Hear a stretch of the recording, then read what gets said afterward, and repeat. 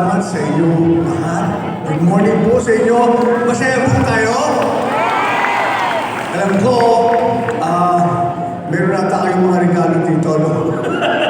Maraming salamat sa inyo lahat sa pagpunta nyo dito.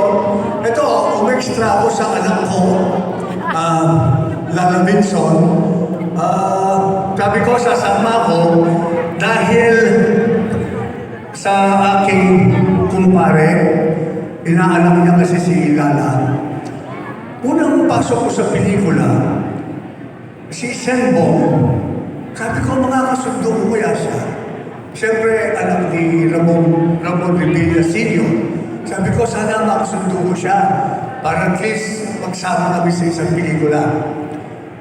Ganun pa man, dahil sa kabayitan niya, nalaman ko ang ugali niya. Nagsama po kami sa mga 6 hanggang 7 pelikula, kinuha niya ako.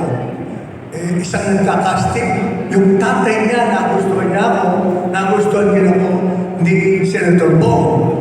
Yun, nagsama kami. Kaya dito po ako ngayon. Hindi niya alam ito na dumating ako.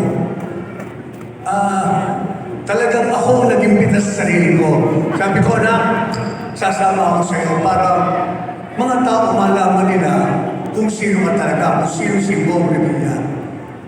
Siya po ang isa sa minahal kong artista sa pelikula. At siya lang ang pinaka-nakakasundo ng tao na sa mga nasa taas na pelikula.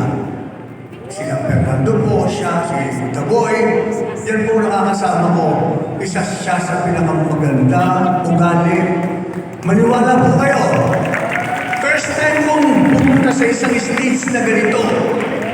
Ngayon lang ako pumunta na guest sa mga kaibigan kong politiko. Pero siya ang unang pinuntahan ko at hindi nila alam. Kaya gusto ko lang malaman, itataya ko yung loob ko sa inyo na talagang si Bong Revilla, napakabait na tao, napakadaming tinulungan at talus-pusong tulong ang binibigay niya sa atin. Hindi ako magsasalita ng ganito dahil ayoko ng plastic na tao. Ayaw ng plastic.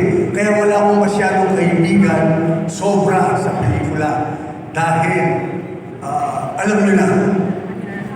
Maraming salamat, Roy Wilson po.